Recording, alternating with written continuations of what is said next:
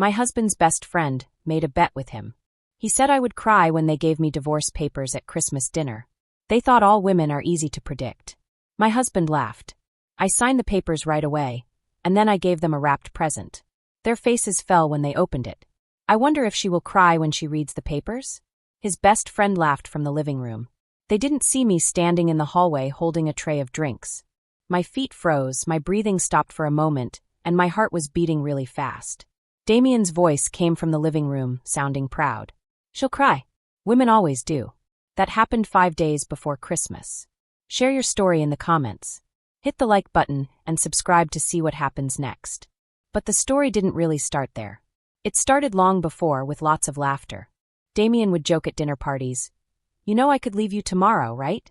He smiled and rubbed my shoulder, and everyone laughed. I laughed too. But inside, I felt a little part of me getting smaller, like a tight knot behind my chest. People didn't see how heavy his words were. They didn't notice how I stopped wearing my red dress after he laughed at me. Or how I started checking his tone before I spoke, hoping he wouldn't find something wrong with me. He never shouted or hit me.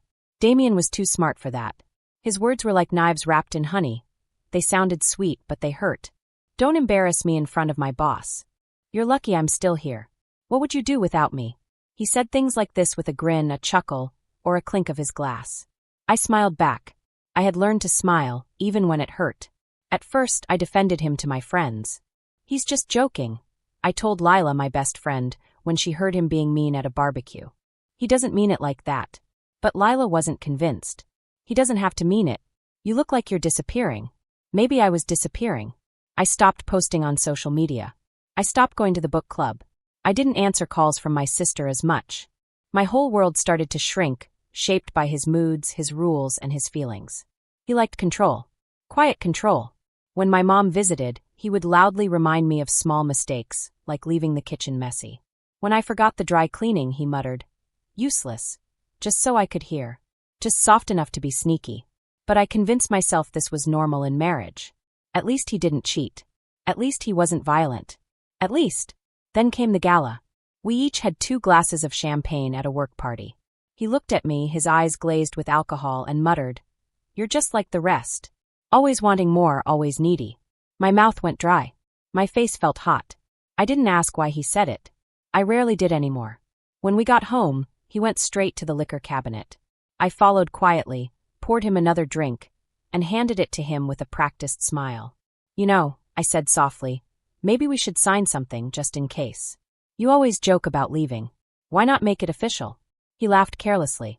You really think I need a prenup to protect my fantasy football winnings? He scribbled his name on a napkin. There, go get it notarized if you're scared. Then he passed out on the couch. He forgot about it by morning. But I didn't. I got it notarized within 24 hours. Lila helped. She didn't ask questions. She just gave me a pen. I folded the document and put it in a fireproof envelope in the back of a filing cabinet under a folder labeled Tax Receipts 2020. I also emailed a copy to a private email Lila had set up for me. That night, I cooked dinner like normal.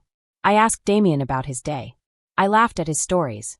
I cleaned up and wiped the counters while he scrolled on his phone. He didn't notice I had started looking at him differently. Not with fear or anger, but with careful planning.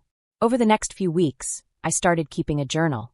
Not a pretty one with quotes, just a plain spiral notebook under my side of the mattress.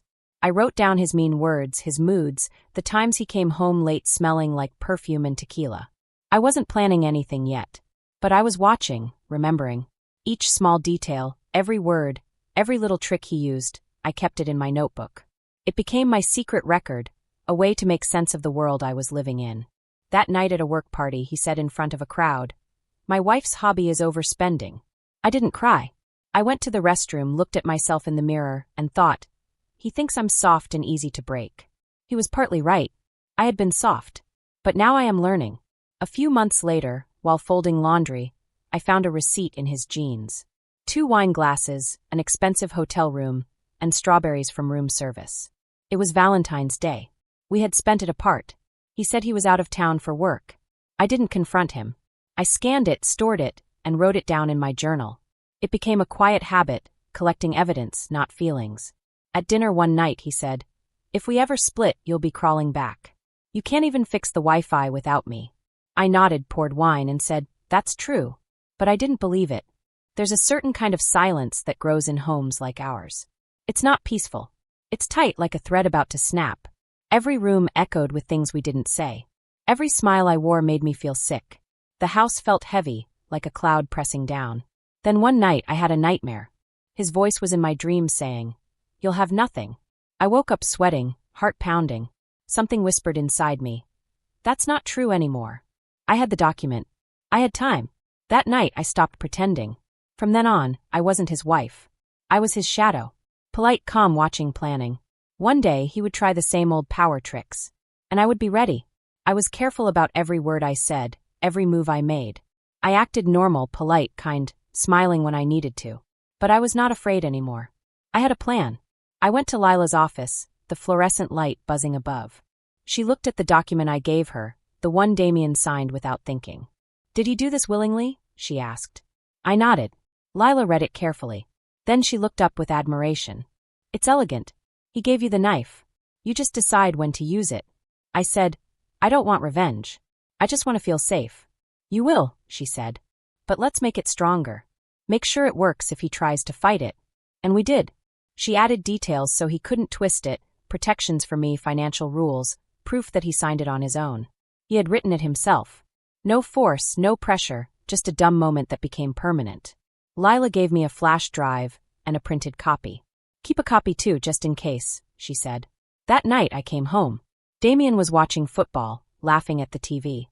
Beer and socks were on the floor. I stopped at the doorway watching him, laughing at the screen, like he still had the life he thought I lived. But I didn't belong there anymore. I didn't belong to him. I had a plan, a way to be safe. I could smile at him, talk to him, and act like everything was normal. But inside I was ready. Every sneaky word he said, every little mean joke, every trick, it didn't scare me anymore. I had made my own safety, my own power, my own rules.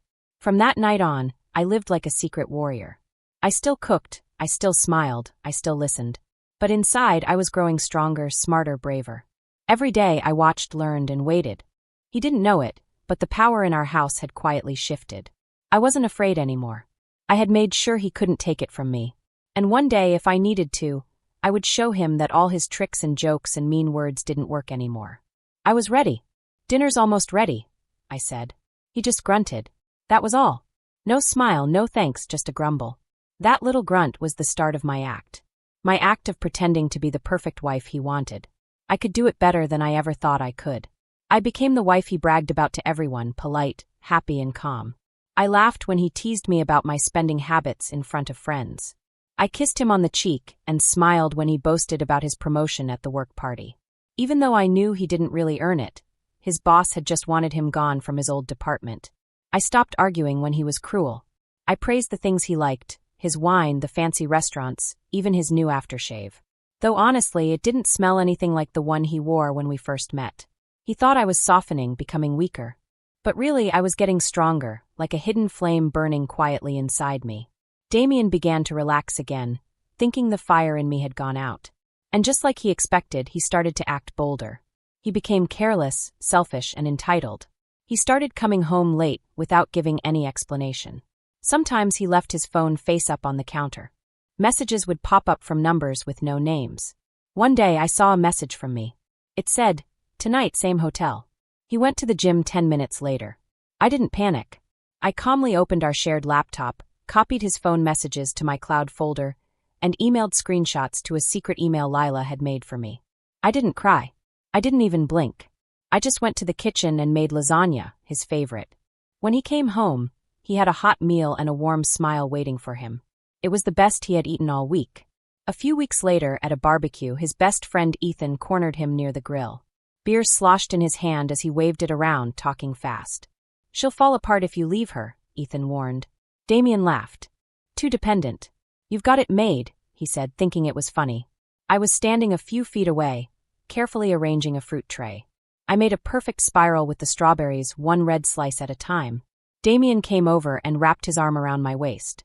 He pressed a kiss to my cheek like he hadn't disappeared the night before without a word. "You look beautiful today," he said. I smiled politely. "Thank you, sweetheart," I said. The day after the barbecue, I began recording phone calls.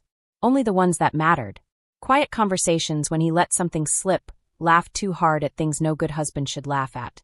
I labeled each file by date and stored them neatly, like little treasures. I felt like a spy in my own house. But I wasn't angry. Not yet. I was preparing. I was building a safety plan like a parachute, quietly and carefully. When you live in a house with cracks, you don't wait for it to collapse. You learn where to step and when to jump. I even bought a planner and began marking days with tiny symbols. An X for when he came home late, a star for suspicious charges, a dot for lies I could prove. To anyone else, it looked like grocery lists and meal plans. But to me, it was a map, a secret map of his mistakes and mine, all carefully plotted. Eventually, I stopped reacting at all. I became a mirror. He saw only what he wanted to see, a wife who had stopped resisting, who had made herself small enough to fit into the tiny space he had carved for her. And so he got bolder. He left cash lying around. He made large, unexplained withdrawals. He went on business trips, with luggage full of cologne and fancy clothes he never even used. One day, I found lipstick on a receipt. The shade was called Tempress Red. I wasn't upset. I made a note.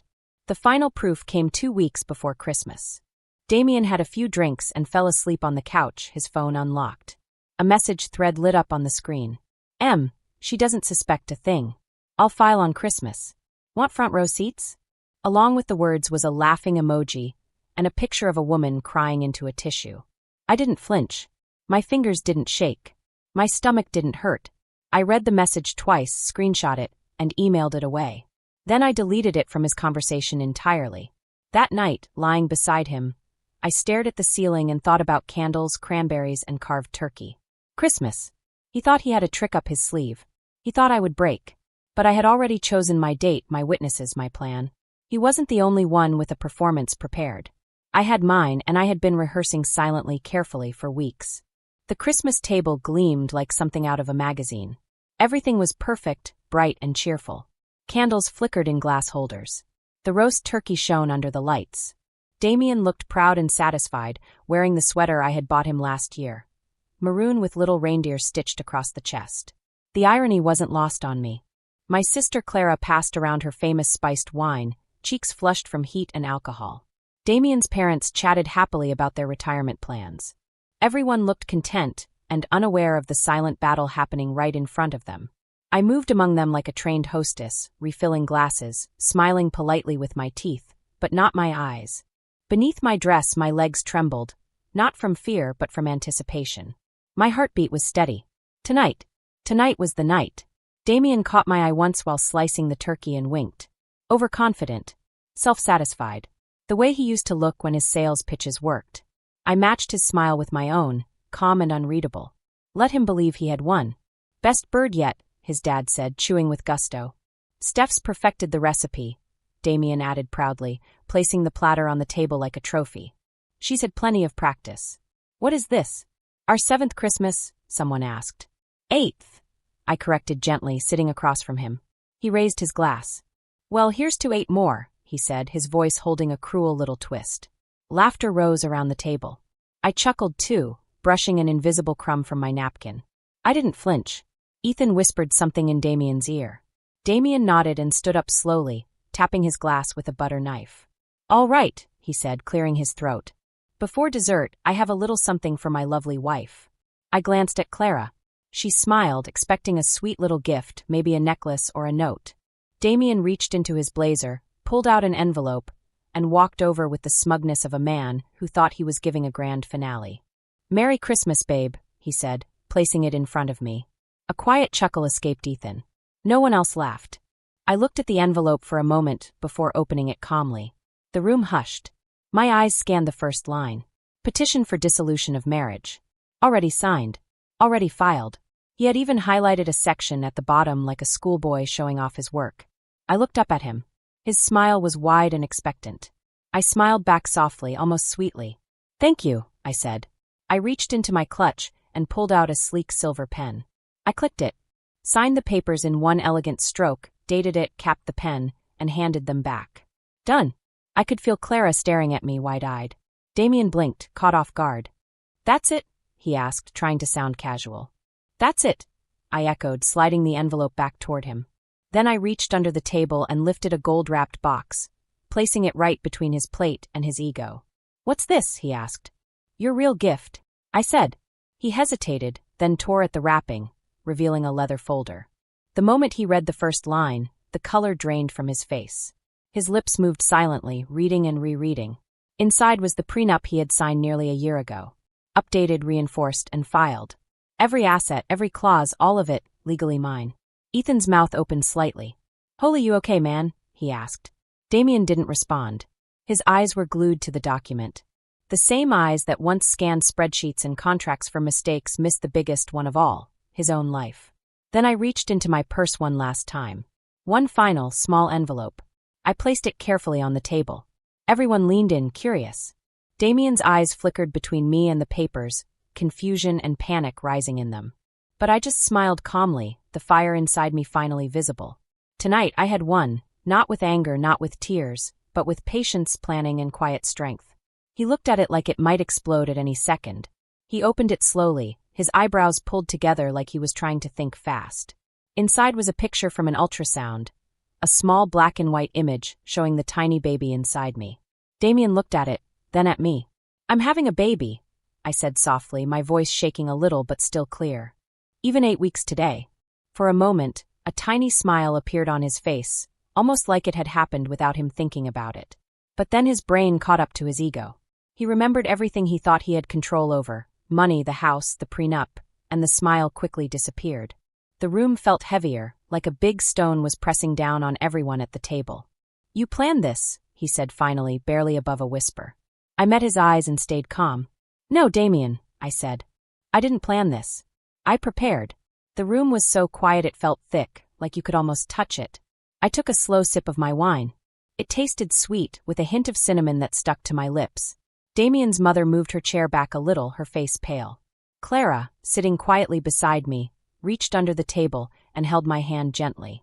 Her thumb brushed mine, a quiet sign that she was with me. Ethan, who was sitting at the end of the table, tried to speak but ended up just shaking his head.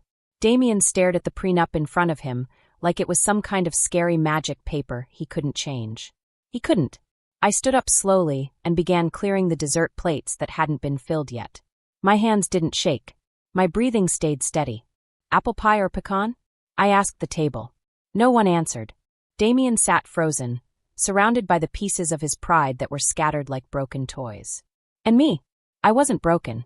I was just beginning. Damien sat there, shoulders stiff, mouth slightly open, like the words he had just said had gotten stuck in his throat. I barely heard him anymore. He kept staring at the prenup like it was some kind of curse, something he had written himself but could not undo. The room stayed painfully quiet, except for the soft crackle of the fireplace and the occasional clink of a spoon coming from the kitchen. Even the Christmas tree ornaments seemed to stop shining. Then his eyes dropped to the sonogram photo still lying in his lap. He stared at it like it might vanish if he blinked. A small twitch passed through his jaw. "STE," he started, but I stood straighter. "No," I said. Just one word, calm but firm. He blinked slowly, like he was trying to figure out which version of me he was talking to. His voice shook slightly. "You don't have to do this," he whispered. But I wasn't doing anything. I lifted my wine glass without looking at him. "You already did," I said. To my right, his mother sat hunched forward, lips pressed tightly together, pearls trembling slightly with every breath. His father had removed his glasses and was cleaning them with the edge of his napkin, even though they weren't smudged. Clara's husband reached for more wine, and then thought better of it. Ethan, still sitting at the end of the table, scratched the back of his neck nervously. My cousin Fiona stared at me from across the table, her spoon frozen halfway between her mouth and her bowl of untouched sweet potatoes. I scanned their faces slowly, taking in every reaction: disbelief, shame, confusion, awe. Their quiet, shocked faces were better than any speech I could have given. Their silence was like applause that I didn't have to ask for. Damien leaned back in his chair and ran a hand through his hair.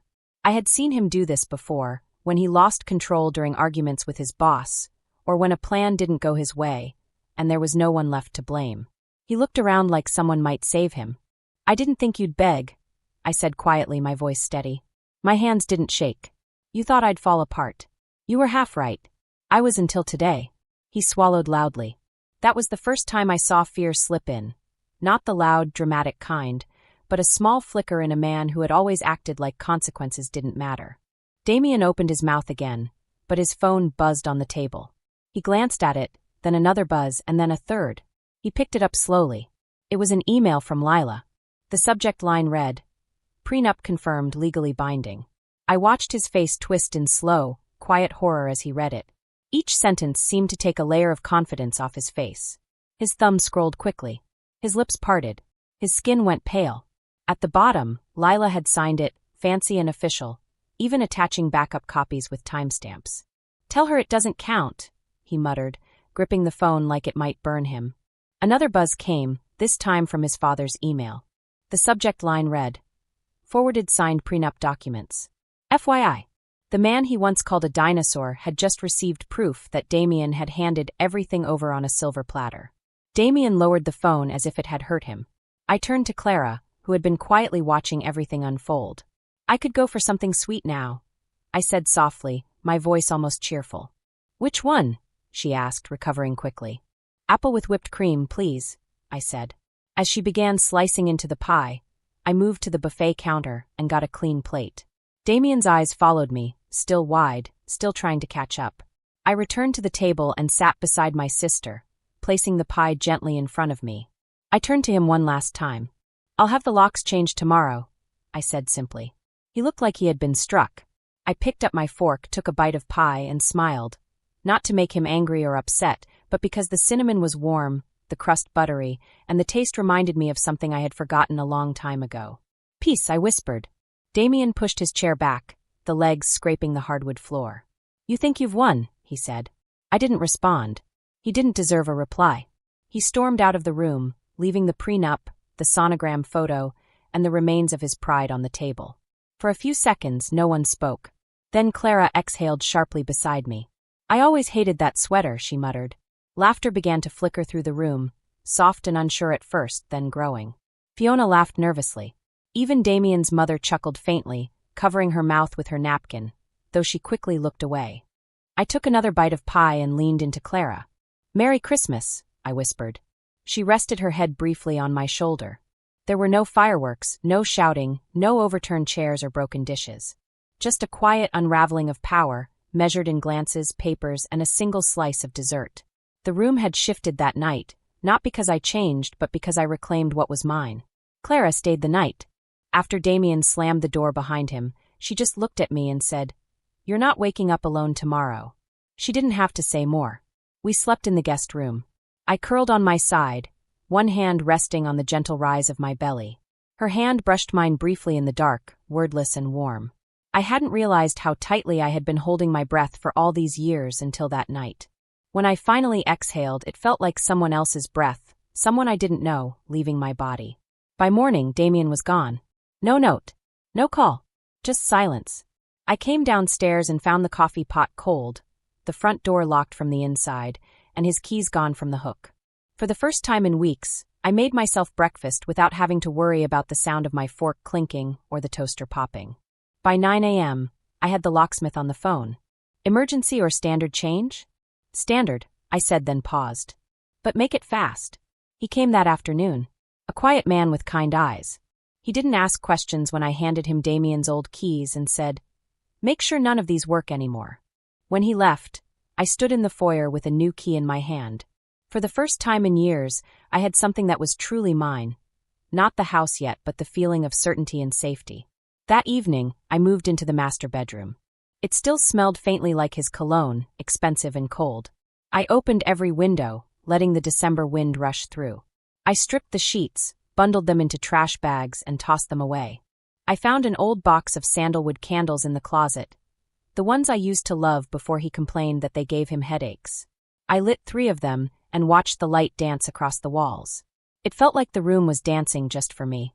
The next day, letters started coming with big red stamps on them.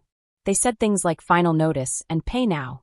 I stacked all the letters neatly on a small table by the door. I didn't send any of them. I didn't need to. I had waited for this moment for a long time. That evening, Lila called. Her voice was so happy it sounded like it was bubbling. "You won't believe this," she said. "You will," I replied. "Damien's lawyer called this morning," she said. "His face must have been priceless when he found out what you've been sitting on." I smiled into the phone and snuggled into my blanket. Is it official? Did he lose? I asked. He lost 70% overnight, she said. Then she added slowly, like she wanted to be dramatic. And with a baby on the way, he's going to have to write a check so big he might need a payment plan. I smiled wider, but not because of the money. No, it was because I could finally sit in my own living room without being scared or angry. I could finally feel safe in my own space. For years, I had been bracing myself for his anger, for his words, for his little jokes that were really meant to hurt me. Now, none of that mattered. I'm proud of you, Lila added softly. That almost made me cry. Thanks, I whispered. Thanks for staying when I didn't even know I needed someone. You've always been strong, Lila said. You just finally let yourself believe it. At first, not much happened. It was quiet, like snow melting slowly in the morning sun. Some friends stopped talking to me. Some chose sides. A few sent me careful messages, saying they weren't taking sides. But others were braver. One message came from a woman I hadn't talked to in 2 years. It said, I wish I had your strength. That made me smile. Maybe being strong didn't always mean being loud. Maybe it meant surviving quietly and still standing tall. A few days later, a bouquet of pink flowers came to my door. There was no name, just a card that said, About time. See, Damien's assistant Isla. I smiled and put the flowers on the mantel. Of course, she knew. It was only a matter of time before people at his office heard the news. The man who used to make jokes about controlling his wife suddenly had no one laughing at him. His best friend, Ethan, stopped laughing in meetings. His team noticed he was leaving work early, muttering to himself, ignoring deadlines. I even overheard Clara's husband talking on the phone. He's been acting haunted, he said. Haunted? Good. The man who once said I'd be nothing without him was now walking alone at lunch, forgotten by everyone. Me. I started buying lavender soap again. I painted the nursery soft green, a color he once said was pointless. I hung tiny string lights in the window and put a stuffed giraffe in the corner. I lit candles after dinner and drank herbal tea in the sunroom, barefoot, relaxed. One evening, I started humming while folding laundry. I hadn't done that since my 2nd anniversary. I bought new bed sheets, white with tiny gold stars, and slept diagonally across the mattress just because I could. I stretched out and felt the softness under my skin. I felt free. One afternoon, I saw Damien on the street. He was coming out of a bank, talking into his phone, looking annoyed. He didn't notice me. Or maybe he did, but didn't know what to say. I kept walking. Later, Lila sent me a screenshot. Damien's firm had removed his name from their newsletter. I replied with just a thumbs-up emoji. Then I made tea and watched the wind blow the curtains. The light fell across the floor in soft stripes. The house felt warm and safe, and for the first time in years, I felt calm. It wasn't about revenge anymore. It was about small things, freedom, peace, slowly rebuilding a life that belonged to me. And I quietly realized that the woman he had tried to hurt was now the one who had built everything without him. The first time I felt the baby kick, I was standing barefoot in the kitchen, humming to an old song while cutting peaches for a pie. It was so soft, I thought I imagined it. Then it happened again. I dropped the knife and put both hands on my stomach. I stood there, stunned and smiling, tears coming without warning. It wasn't just a kick. It was a message. You're not alone. The baby was real, growing, strong. And so was I. I could feel life moving inside me. I could feel hope too. That night, I wrote in my journal for the first time in weeks. I kept it short, but I was careful. This baby will never hear yelling through a door. Never feel like they have to walk on glass. Never confuse fear for love. I underlined the last line twice. I wanted to remember it forever. My world had gotten smaller but warmer, softer in all the right ways. I was building a safe, happy world for my baby. My cousin Sienna moved into the guest room during my 2nd trimester. She brought 2 suitcases and a basket of homemade lavender muffins. She wore her usual big hoodie and gold hoop earrings she'd had since college. I'm not letting you do this alone, she said. And you need someone to stop you from eating pickles and ice cream together. We fell into a rhythm right away. She worked at the kitchen table, wore fuzzy socks in July, and never asked about Damien unless I brought him up, which I rarely did. That part of the story didn't matter anymore. It wasn't important. We laughed a lot, cooked together, and talked about simple things. Lila visited every few days with groceries, casseroles, and baby name books with funny post-it notes inside. One said, page 37. Do not name her Tiffany. Not because it was a bad name, but because she had a Tiffany in middle school who once cut her hair with safety scissors. We laughed so much in those months, more than I had in years. We didn't talk about court papers, lawyers, or Damien's old mistakes. We talked about recipes, crib colors, which stroller folded easiest, and whether her ex secretly watched her Pinterest boards. Silence wasn't scary anymore. It was something we shared. The baby's room slowly came together. I painted the walls soft yellow and filled it with old furniture. I fixed myself, one coat of warm paint at a time. I chose each piece carefully. A rocking chair arrived in a big box. Sienna spent 3 hours trying to put it together before giving up and saying, "This is your villain origin story." We laughed until our faces hurt. One quiet Sunday, I pulled a box from the back of the closet. I knew what it was right away. The satin ribbon made a soft crackle, and I smelled cedar. Our wedding photos. I sat on the living room floor and opened the lid. There we were, frozen smiles, vows, hands around my waist, my eyes full of dreams that had burned away. I didn't cry. I didn't flinch. I put each photo in its own envelope and labeled the box to let go. Then I drove to the donation center, gave it away, and walked out feeling lighter. I felt like I had dropped a heavy weight I didn't even know I was carrying. I stopped at a bookstore on the way home and bought a blank journal with a leather cover and thick cream pages. That night, I titled the first page, "Plans That Are Only Mine." I wrote in it every evening. Some entries were long, some just one word, but every one of them belonged to me. I could write what I wanted. I could dream what I wanted. By Christmas, the house smelled like cinnamon and pine instead of stress. The dining table was smaller, cozy. No fancy decorations. No wine glasses as weapons. There was laughter. Real laughter. Clara brought her toddler, who kept dropping mashed potatoes and yelling, "Oh," like he had just done magic.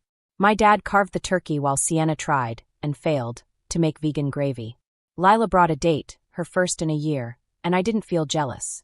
I felt full. Next to my sister's son sat a brand new high chair, white with little yellow stars, holding the love of my life, my baby girl. She had his eyes maybe, but the rest was all mine. Her cheeks were pink from the cold, and her tiny fingers gripped the tray while she babbled nonsense like it was the most important speech in the world. I didn't spend the evening watching the door, checking my words, or rehearsing answers. I was present.